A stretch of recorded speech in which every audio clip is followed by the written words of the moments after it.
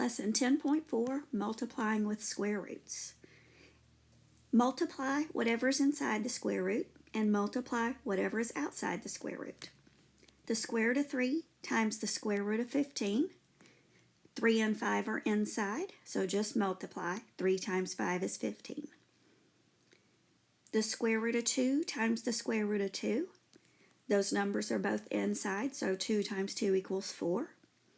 The square root of 4 equals 2, because this is a nice perfect square. The square root of 4 equals a nice whole number. Okay, what about if you have numbers outside? 2 root 3 times 4 root 5. Multiply the outsides. 2 times 4 equals 8. Multiply the insides. 3 times 5 equals 15. Okay, what about 2 square root of 3 times 2 square root of 3? Multiply the outsides. 2 times 2 equals 4. Multiply the insides. 3 times 3 equals 9. But the square root of 9 is a nice one. It's a perfect square. Take the square root of 9. That equals 3. 4 times 3 equals 12. Okay, what about letters? Example 1. The square root of x to the 5th times the square root of x to the 3rd. First, multiply x to the 5th times x to the 3rd. Reminder for step 1, you add the exponents. So 3 plus 5 equals 8. So the square root of x to the 8th. Okay, step 2, now we're going to take the square root of x to the 8th. This is what we did in the last lesson. When taking the square root with an exponent, you half of it. Half of 8 is 4. So the final answer is x to the 4th. Okay, multiply inside, add those exponents. 5 plus 3 is 8. And then when you have exponents, you just half it. Okay, what about example 2? So first, step 1, we're going to multiply the numbers. The regular numbers, we have 3 times 6 equals 18. And then we're going to add the exponents for the letters.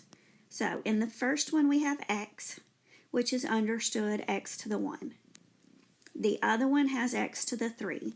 So for the x's, the 1 that's understood plus the 3 gives us x to the 4th. For the y's, the first one has y4, the second one has y6. Add your exponents. 4 plus 6 equals 10. So y to the 10th, and there's not another z, so we just have that z. Okay, so step 2, now we're going to break down that 18 into 9 times 2. Step 3, we're going to take the square root of 9, which equals 3. That's going to come on the outside. The 2 is going to stay inside because the square root of 2 is not nice. Okay, what's the last step?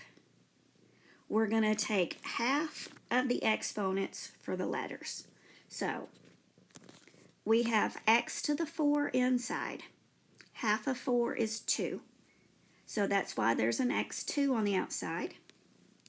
Let's look at the y's. Inside there we had y to the 10. Half of 10 is 5. That's why there's y5 on the outside, because we're taking the square root of those. You can't take the square root of z because nothing times itself equals z, so the z stays inside. What you can't take the root of stays inside. What you take the square root of comes out front.